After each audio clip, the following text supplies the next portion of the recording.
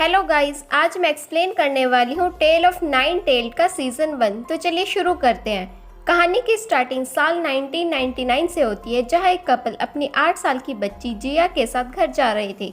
सड़क की सारी लाइट्स बंद होने लगती है और गाड़ी का एक्सीडेंट हो जाता है। जिया बेहोश होने से पहले उस हादसे में अपने मॉम डैड को मरते हुए देखती है। होश में आने पर वो अपने मॉम डैड को जिंदा देखती है। वो सोचती है कि शायद ये कोई डरावना सपना था, लेकिन अपने कपड़ों पर खून देखकर वह समझ जाती है कि यह कोई सपना नहीं, हकीकत थी और ये लोग उसका परिवार नहीं है। वो कैंची से उन लोगों पर हमला करती है और अपनी जान बचाने के लिए खुद को कमरे में बंद कर देती है। कमरे में एक शख्स लाल छतरी पकड़े आता है। वो जिया से पूछता है, क्या तुम एईएम हो? वो एक जादुई चीज उसकी तरफ भेजता है, पर वो एईएम नहीं थी। इसलिए वो जिया को बचाता है और उसे हिप्नोटाइज करके सब भूल जाने का कहकर चला जाता है। जिया की जब आंख खुलती है तो वो खुद को उसी एक्सीडेंट वाली जगह पर पाती है, मगर वहां पर उसके मॉम डैड की बॉडीज नहीं होती।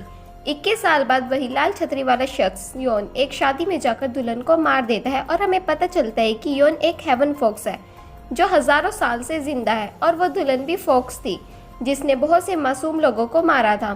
जिया, जो कि एक रिपोर्टर है, वहाँ मौजूद होती है। शादी हॉल में सब सोचते हैं कि दुल्हन किसी के साथ भाग गई है। जिया को दुल्हन की ड्रेस जमीन पर पड़ी मिलती है, जिस पर खून और कुछ बाल थे, और बाद में उसे पता चलता है कि ये फॉक्स के बाल हैं। फिर सीन शिफ्ट होता है और हम योन को देखते हैं, जो आफ्टर लाइफ इमिग्रेशन ऑफिस आता है। योन की दादी टेल्यूपा वहाँ की इंचार्ज है और उन दोनों के बीच एक कॉन्ट्रैक्ट हुआ था, जिसके अकॉर्डिंग योन, जो पहाड़ों का देवता रह चुका है, वो अब अपनी ड्यूटी छोड़कर उन फॉक्स को गिरफ्तार करेगा जो मासूम लोगों को मारते हैं। इसके बदले उसके सच्चे प्यार इयम को दोबारा जिंदा किया जाएगा।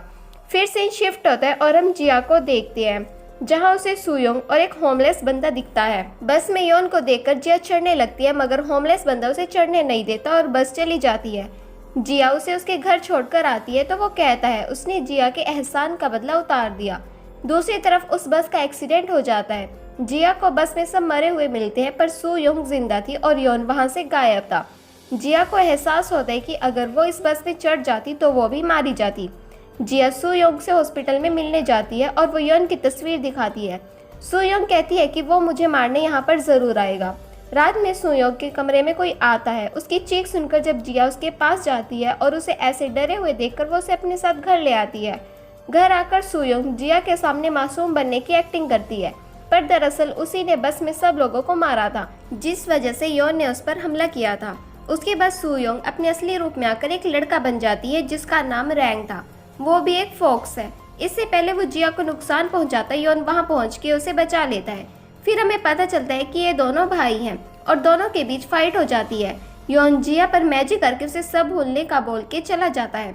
नेक्स्ट सीन में हम जिया को योन के घर सीसीटीवी क्लिप के साथ देखते हैं। जब योन उसे सब लेने के लिए आगे बढ़ता है तो जिया बालकनी से छलांग लगा देती है, पर योन उसे बचा के प्रूफ कर देता है कि वो इंसान नहीं है।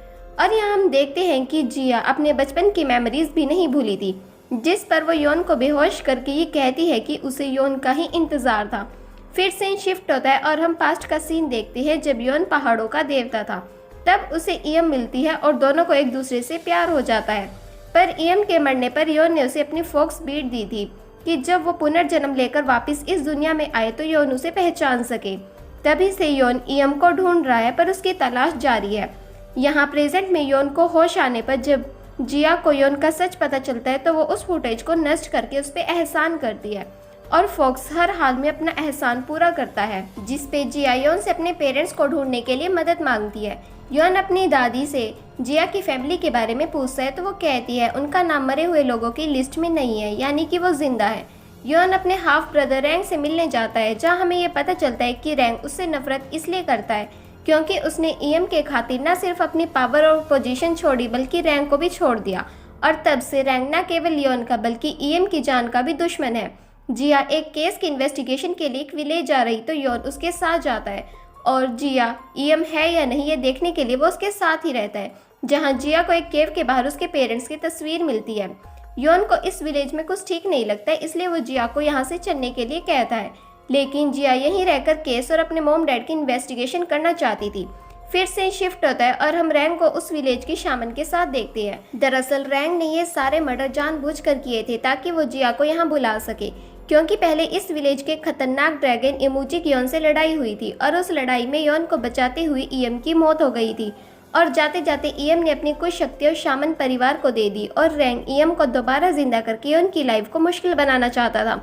जिया एक आदमी का पीछा करते हुए जंगल में जाती है तो योन उसे ज्यादा नुकसान होने से पहले बचा तो लेता है, पर जब उसके जख्मों पर दवाई लगाता है तो जिया के ड्रैग स्केल्स नजर आने लगते हैं और योन समझ जाता है कि यही ईएम है, पर इसके पास फॉक्स बीट क्यों नहीं है। योन ये समझने की कोशिश कर ही रहा होता है कि जिया अपने सेंसेस में वापस आ जाती है और उसके स्केल्स भी गायब हो जाते हैं, जिसके बाद रैंग उन दोनों पर हमला करता है।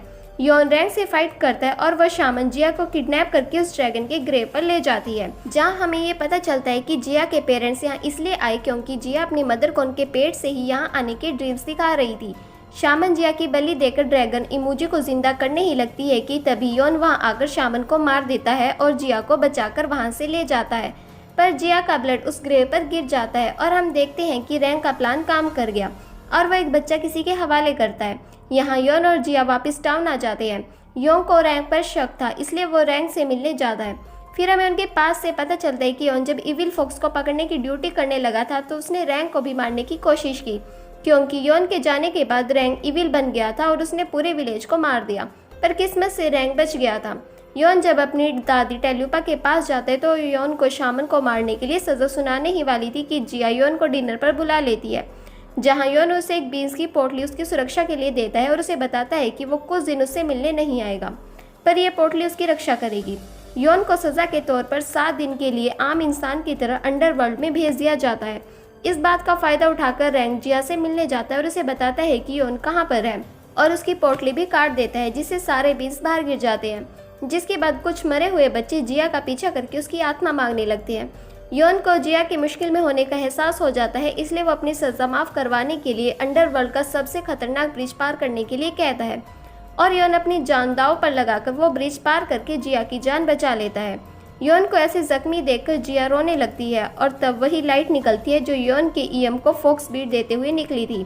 योन खुश हो जाता है कि उसने ईएम को ढूंढ लिया। जिया उसका अच्छे से ध्यान रखती है और योन ठीक हो जाता है, जिसके बाद योन जिया को अपने और ईएम के पास्ट के बारे में बताता है और हमें पता चलता है कि ईएम एक प्रिंसेस थी जो अपने फादर को मारना चाहती थी, क्योंकि वो उसका फादर नहीं बल्कि उसके फादर के रूप में इमूजी था, जिसने उनके किंगडम का बुरा हाल कर दिया था। फिर सीन उस बेबी पर शिफ्ट होता है जिसे रैंग ने एक आदमी को दिया था और हम देखते हैं कि वो बच्चा कुछ ही दिनों में बड़ा हो जाता है और उसके फेस और हाथ पर ड्रैगन स्केल्स भी थे। योन अपनी दादी के पास जाकर फिर से जिया के पेरेंट्स के बारे में पूछता है और उसे पता चलता है कि उसकी दादी उन्हें नहीं देख पा रही, वो ना ही अंडरवर्ल्ड में है और ना ही ज़मीन पर। उसके बाद योन उसी होमलेस आदमी के पास जाता है जिसने जिया को बस में चढ़ने से रोका था।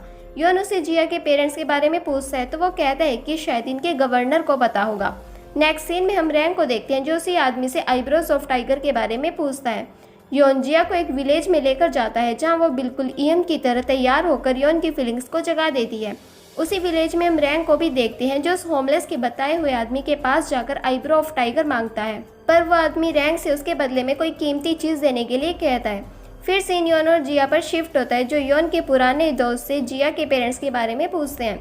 वो उन्हें बताते हैं कि वो आदमी जिया को मारने के लिए उसे मदद मांगने आया था, पर उसने इनकार कर दिया और उसके सर पर एक स्पेशल टैटू भी था। योन वही टैटू रैंग के शूज़ पर बना देता है, जिस पर रैंग सीधा उसी आदमी के पास जाएगा जिसने जिया के पेरेंट्स को मारा। पर रैंग योन को अपनी सबसे कीमती चीज़ के तौर पर उस आदमी को देते हुए ग्लासेस ले लेता है, जिससे जिया रैंग के पीछे जाने के बजाय योन को बचाने के लिए रुक जाती है। फिर रैंग उसी आदमी के पास पहुंचता है जो इमूजी का ख्याल रख रहा था और जिया का बॉस भी है। अब उसने जिया के पेरेंट्स को किडनैप किया है या नहीं ये तो आगे ही पता चलेगा। दूसरी तरफ जिया उस आदमी को अपना फॉक्स बीट देकर योन को छुड़वा लेती है। जिया को घर छोड़ने के बाद योन अपनी दादी टेल्यूपा के पास जाता है जिनसे वो इमूजी के बारे में पूछता है, पर वो बस इतना ही कहती है कि फॉक्स और इंसान कभी भी एक नहीं हो सकते और जिया में इमूजी की शक्तियाँ हैं और जिया को ड्रीम में इमूजी आता है। अब जब योन को पता चल जाता है कि इमूजी जिंदा हो गया है तो वह साई की तरह जिया के साथ रहता है। वहाँ इमूजी अपना आखिरी शिकार करने के बाद जवान हो गया था। जिया जब अपने बॉस के घर डिनर पर जाती है तो वह उनके मना करने के बाद भी इमूजी के रूम तक पहुँच जाती है, जहाँ दरवाजे के एक तरफ इमूजी और दूसरी तरफ जिया थी, पर जिया का बॉस आकर उसे वहाँ से ले जाता है। जब जिया घर पहुँचती है तो उसे रैंग के भेजे हुए ग्लासेस मिलते हैं और एक लेटर भी, जिस पे लिखा था कि इसे शीशे के सामने पहन के तुम्हें सब राज पता चल जाएंगे। वहीं रैंग योन को कॉल करके बताता है कि उसने जिया को ग्लासेस भेज दिए, पर योन को पहुंचने में देर हो जाती है और जिया को उन ग्लासेस से अपना पास्ट नजर आता है, जिससे हमें पता चलता है कि ईएम ने अपने फादर को बचाने के लिए इमोजी को अपनी बॉडी में आने की परमिशन दी थी, जो योन की जान का दुश्मन था। और जब ईएम इमोजी को योन तक ले गई थी तो योन ने इमोजी को मारने के लिए ईएम को अपने हाथों से मार दिया। जिया को लगता है कि योन ने उसे बस इमोजी तक पहुंचने के लिए यूज़ किया। योन रैंग के पास जाकर कहते हैं कि काश मैंने तुम्हें बचाया ना होता तो आज मुझे ये दिन नहीं देखना पड़ता। फिर हम पास्ट का सीन देखते हैं जब रैंग के मोमो से जंगल में मरने के लिए छोड़ गई थी, तब उसे योन ने ही बचाया था। फिर सीन शिफ्ट होता है और हम जिया के बॉस को देखते हैं जो अपने स्पेशल प्लांट के फ्रूट से उसकी एनर्जी लेकर खुद को बचाता है, और हमें पता चलता है कि ये कोई आम प्लांट नहीं बल्कि इन फ्रूट्स में इंसानी आत्माएं कैद है, जिसकी वजह से जिया का बॉस और रैंग आज तक जिंदा है। वहीं इमोजी रैंग से कहता है कि रैंग जिया को नहीं मार सकता क्योंकि जिया की वजह से इमोजी जिंदा हुआ है और अब इमोजी उसे अपनी दुल्हन बनाना चाहता है। दूसरी तरफ जिया अपनी मॉम की बेस्ट फ्रेंड से मिलती है जो उसे बताती है कि वो जिया को बचपन में हिप्नोटाइज करती थी और वो उसे एक वीडियो देती है। वीडियो में जिया देखती है कि 9 साल की जिया हिप्नोटाइज होकर कहती है कि वो उस घर में पैदा हुई जहाँ से सरपंच निकला था और अब वो योन को ढूंढ रही है। फिर सीन शिफ्ट होता है और हम एक लेडी को देखते हैं जो रैंग और जिया को एक जूस देकर उनकी ज़िंदगी के सबसे डरावने टाइम में भेज देती है और फिर योन को कहती है कि तुम इन दोनों में से किसी एक को ही बचा सकते हो। दरअसल ये लेडी इमोजी नहीं भेजी थी। योन अपने भाई को चुनते हुए उसे बचाने पहुंच जाता है, लेकिन रियल वर्ल्ड में ये तीनों बेहोश होते हैं क्योंकि ये सब उनके माइंड में ही चल रहा था और अगर उन्हें उस वर्ल्ड में कुछ हुआ तो ये रियल वर्ल्ड में भी मर जाएंगे। बहुत मेहनत और फाइट के बाद योन रैंग को बचा लेता है और वो रियल वर्ल्ड में होश में आ जाता है। फिर सीन जिया पर शिफ्ट होता है जिसे उस वर्ल्ड में योन की कॉल आती है, जो रैंग को बचाने के बाद जिया को बचाने में लग जाता है। वो जिया को सब बताकर रियल वर्ल्ड में आने का रास्ता बताता है, जिसके बाद जिया रियल वर्ल्ड में आ जाती है। फिर सीन योन पर शिफ्ट होता है जो अभी तक होश में नहीं आया था। योन के हिसाब से वो लेडी हार गई थी और अब वह मर जाएगी। फिर योन अपना हाथ बढ़ाकर रियल वर्ल्ड से इमोजी का कॉलर पकड़ लेता है और वो कहता है कि वो उसे बहुत जल्द ढूंढ लेगा। फिर योन उस लेडी को मार देता है और रियल वर्ल्ड में भी वो लेडी मर जाती है। फिर सीन जिया पर शिफ्ट होता है जहाँ योन उसे उसी पहाड़ पर ले जाता है जहाँ का वो पहले देवता था। योन उसे सच्चाई बताता है कि इमोजी से लड़ते टाइम ईएम अपनी बॉडी पर कब्जा करके योन को बचाती है और योन से खुद को मारने के लिए कहती है। इसी वजह से योन उसे मार देता है। ये सुनकर जिया को बहुत गिल्ट होता है और वो योन से माफ़ी मांगती है। फिर सीन शिफ्ट होता है और रैंग जिया के बॉस को मारने जाता है, मगर वो रैंग को याद दिलाता है कि 600 साल पहले उसने रैंग की जान बचाई थी। अगले दिन इमोजी टेरी के नाम से जिया के ऑफिस इंटर्न के तौर पर काम करता है। एक केस आने पर जिया टेरी को अपने साथ पुलिस स्टेशन लेकर जाती है और वहां लेडी का नाखून देखकर उसे याद आता है कि ऐसा ही नाखून उसने अपने बॉस के घर पर देखा था। दूसरी तरफ योन जिया के बॉस से इमोजी का पता पूछता है। जिया अपने बॉस के ऑफिस आती है जहां वो उसको अपने माथे पर लिखा सू योंग का टैटू दिखाता है, जिस पर जिया को पता चलता है कि उसी ने उसके मॉम डैड को किडनैप किया है। वो जिया से कहता है कि योन के बदले वो जिया को उसके मॉम डैड वापस दे देगा। फिर सीन इमोजी पर शिफ्ट होता है जहाँ योन उसे ढूंढ रहा था और दोनों में फाइट शुरू हो जाती है और टेरी अपनी पावर्स यूज करके सभी लोगों को मार देता है और योन से कहता है कि अगर वो इन्हें बचाना चाहता है तो वो अपनी बॉडी उसे दे दे। रैंग बाहर आकर योन को उन चेरीज के बारे में बताता है जिनमें जिया के मॉम डैड भी हैं। अगले दिन योन रैंग से मिलने आता है जहां रैंग उसकी चाय में दवाई डाल देता है, जिससे योन बेहोश हो जाता है। जिया का बॉस वहां आकर योन को मारने लगता है पर रैंग उसे रोक देता है और यहाँ आता है इस कहानी में ट्विस्ट, जब रैंग योन में बदल जाता है और हम देखते हैं कि जब रैंग उससे मिलने आया था तो वो योन ही था और योन उसे कहता है कि रैंग को बचाकर जो उसने कॉन्ट्रैक्ट किया था वो उसे खत्म कर दे वरना वो उसे मार देगा। घर आकर जिया अपने मॉम डैड से मिलकर बहुत खुश होती है। रात को जिया के सपने में फिर से इमोजी आता है। फिर सीन इमोजी पर शिफ्ट होता है जो रैंग की दोस्त यूरी को काबू करके रैंग को चाकू से मारता है और रैंग कोमा में चला जाता है। योन को जब ये सब पता चलता है तो वो जिया के बॉस से इमोजी को मारने का तरीका पूछता है और योन को उसे मारने का तरीका समझ आ जाता है। इमोजी जिया को बताता है कि वो किंग की आखिरी औलाद था मगर उसके पिता ने उसे मरने के लिए एक केव में फेंक दिया जहां वो इमोजी बन गया। योन वहां अगर इमोजी को पकड़कर जिया के बॉस का गोश्त जिया के खून से और अपनी शक्तियों से मारने लगता है, मगर इमोजी कहता है कि मैं वो नहीं हूँ जिसे तुम मारना चाहते हो और उतनी देर में जिया के अंदर का इमोजी उसकी बॉडी पर काबू पा लेता है। इमोजी कहता है अगर उस दिन वो जिया को नहीं बचाता तो आज वो अपनी दूसरी बॉडी के साथ मिलता, मगर अब जल्द ही वो दोनों योन की बॉडी पर काबू पा लेंगे। इमोजी योन पर हमला करता है तो योन जिया को पुकारता है और कहता है वो हमेशा जिया का इंतज़ार करेगा। जिसे सुनकर जिया अपनी बॉडी पर काबू पा लेती है।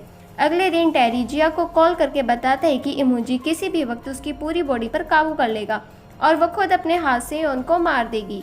जिया योन को बताती है कि इमोजी उसकी बॉडी पर तभी काबू पाता है जब उसे थोड़ा सा भी नुकसान हो। योन उसे तसल्ली देता है कि वो जल्द ही कोई हल ढूंढ लेगा। फिर सीन टेरी पर शिफ्ट होता है, जहां वो यूरी से डील करता है कि अगर वो उसके साथ चली जाएगी तो वो रैंक को ठीक कर देगा। रैंक को जब होश आता है तो उसे यूरी कहीं भी नहीं मिलती, तो वो ये बात योन और जिया को बताता है। फिर वह सब उसे ढूंढने का प्लान बनाते हैं। योन उन्हें एक लड़की की तलवार के बारे में बताता है जो इमोजी को मारने की शक्ति रखती है। योन एक कमरे में जिया को लेकर जाता है। वो उस पर तलवार को यूज करने ही लगता है कि इमोजी जिया की बॉडी पर कब्जा करके योन पर हमला करके उसे बेहोश कर देती है। जिया की गर्दन में दर्द होने लग जाता है और टेरी की भी गर्दन में उसी जगह दर्द शुरू हो जाता है। जिया वहां से अपना स्केल निकालकर योन के मुंह में रख कर जाने लगती है। योन अचानक से खड़ा होता है और कहता है कि ये स्वॉर्ड नकली है और उसने ये सब सिर्फ ये जानने के लिए किया था कि वो अपने स्केल्स के जरिए जिया की बॉडी में एंटर हो सके। दूसरी तरफ टेरी जिस शख्स को भी छूता वो बेहोश हो जाता। अगले दिन न्यूज़ चैनल पर एक बीमारी के फैलने की न्यूज़ आती है जिससे सबकी मौत हो रही है। जिया को याद आता है कि इमोजी ने उसे मिलते वक्त बताया था कि वो पूरी दुनिया में एक बीमारी फैलाकर सबको मार देगा। टेरी जिया को कॉल करके बताता है कि उसके मॉम डैड उसके कब्जे में हैं और अगर तुमने योन को मेरे हवाले नहीं किया तो मैं तुम्हारे मॉम डैड को मार दूंगा। थोड़ी देर बाद योन वहां आकर जिया के मॉम डैड को बचा लेता है और वो टेरी से कहता है कि अगर तुमने जिया को मार दिया तो मैं तुम्हें भी मार दूंगा। उसके बाद वो दोनों डील करते हैं और योन उसे कहता है कि तुम मेरी दादी की बॉडी में चले जाओ और वह ये कहकर वहां से चला जाता है। बहुत सोचने के बाद टेरी इस ऑफर को एक्सेप्ट करता है। फिर से शिफ्ट होता है और हम जिया को देखते हैं जो रैंक से कहती है कि वो अपनी वजह से योन की जान खतरे में नहीं डाल सकती और वो रैंक से कहती है कि तुम मुझे मार दो। दूसरी तरफ योन अपनी दादी टेल्यूपा के पास जिया को बचाने के लिए मिन्नतें करने जाता है और टेल्यूपा मानते हुए योन को जहन्नुम के बादशाह की तलवार देती है जिसकी हेल्प से वो जिया की बॉडी से इमोजी को निकाल देगा और जैसे ही वो दोनों इमोजी में बदल जाएंगे उनकी दादी टेल्यूपा उन्हें पत्थर में बदल देगी। फिर सीन टेरी पर शिफ्ट होता है जो जिया की बॉडी पर कब्जा करके टेल्यूपा को पत्थर में बदल देता है। योन वहां आकर टेरी से फाइट करता है और जैसे वो टेरी को मारने लगते हैं जिया उसे बचा लेती है। फिर इमोजी जिया की बॉडी पर पूरी तरह से काबू पाना शुरू कर देता है। ये देखकर योन उसे स्केल्स दिखाकर उसकी बॉडी में आने के लिए कहता है। इमोजी योन की बॉडी में चला जाता है और तभी वहां रैंक आकर टेरी से फाइट करता है और हम देखते हैं कि ये सब योन का ही प्लान था। वो घर से ही कुछ खाकर आता है जो कि फॉक्स के लिए पॉइजन होता है और टेरी के मुंह से खून निकलने लगता है और पॉइजन उसकी पूरी बॉडी में फैल जाता है। फाइट के दौरान इमोजी और योन दोनों ही मारे जाते हैं। उसके बाद सब कुछ नॉर्मल हो जाता है। दादी और बाकी सब ठीक हो जाते हैं और यूरी भी मिल जाती है।